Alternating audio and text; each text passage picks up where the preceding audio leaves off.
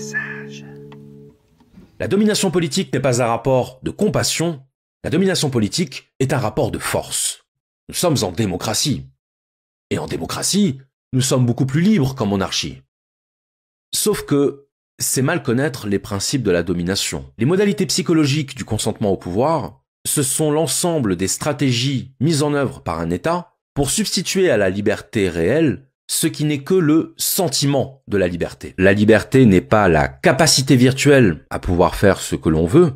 La liberté, c'est la capacité réelle, effective, de pouvoir réaliser sa volonté. Encore faut-il que notre volonté ne soit pas aliénée. La stratégie de consentement au pouvoir dont parle la Boétie, c'est la stratégie qu'utilisaient déjà les empereurs romains. C'est le divertissement. Ça regroupe l'ensemble des moyens par lesquels on procure aux individus un plaisir éphémère qui va détourner leur attention de leur situation objective.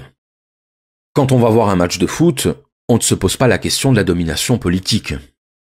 Quand on est sous l'emprise d'une drogue, ou quand on fait du shopping, ou quand on regarde un film porno, on ne se pose pas la question de la domination politique. Et la Boétie montre bien que cette stratégie a un double intérêt, car en plus de détourner l'attention du peuple de sa servitude, elle induit ce qu'il appelle un amollissement de la volonté. L'accoutumance au divertissement nous fait perdre le goût de notre liberté.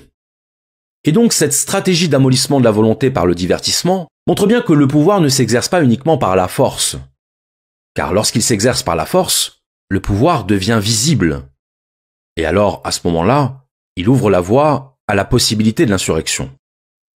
Le pouvoir ne s'exerce pas uniquement par la force, il s'exerce d'abord par la ruse. Et le divertissement, c'est la ruse du pouvoir pour produire un amollissement de la volonté et un abrutissement de l'esprit. Et ce faisant, on rend les individus consentants et donc acteurs de leur soumission. Un peuple diverti est un peuple consentant. Un peuple qui s'abandonne à ses plaisirs est un peuple qui ne demande qu'une seule chose: davantage de plaisir, davantage de soumission au divertissement.